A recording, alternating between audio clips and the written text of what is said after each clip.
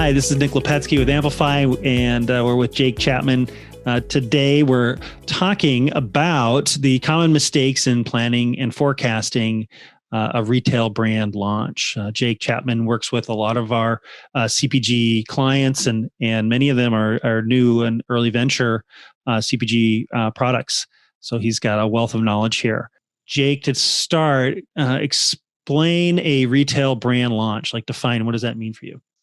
Yeah, so whether you're starting direct to consumer and then adding retail channel, or you're launching the brand with a retail commitment from day one, you have a plan that says that what's your velocity off the shelf. So sales per store per week, units per store per week, sometimes dollars, but how many units are going to leave by number of store at velocity under the agreement sometimes with the retailer that to stay in, you have to be at this velocity.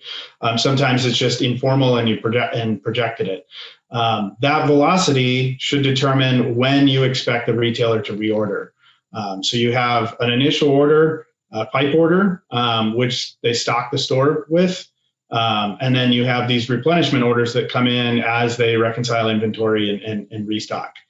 And you have to come up with a model that says, like, here's what I need to buy up front, and then here's what they're going to rebuy kind of the next month or 2 months later or whatever. And that replenishment order should be determined by your velocity, your sales per store per week. You should be able to model that out and say, I'm in 1,000 doors. I'm going to sell 1 unit per door. I need 1,000 units per week, roughly 4,000 units a month. That's how I know what they're going to replenish. What do you usually see when you start working with somebody? Like what do they usually miss? I mean, I think the most common thing is for people to set their velocity target month one, right? And so there's no growth in velocity. And it's hard. It's hard from a forecasting perspective, but that's also hard from a monitoring perspective, right? So if you say, I'm going to do 0.3 of this SKU per store per week, then that determines your velocity. You go in and you look and you're at 0.01, right? You're barely, and you say, okay, well, it's not set yet, right? So we come in the next week and we look and it's like, oh, it's 0.02 and you're supposed to be at 0.3. You're an order of magnitude off from where you're supposed to be. Well, right. But from launching a new brand, like this is part guessing, isn't it? Right. Yeah. But how do you know? You haven't planned the ramp. You haven't thought through the ramp. And so what ends up happening is you sit there for the first couple months or the first few weeks and you say, we're just waiting for that velocity to happen. So at what point is the waiting become, we need to make a change, right? We need to do something different.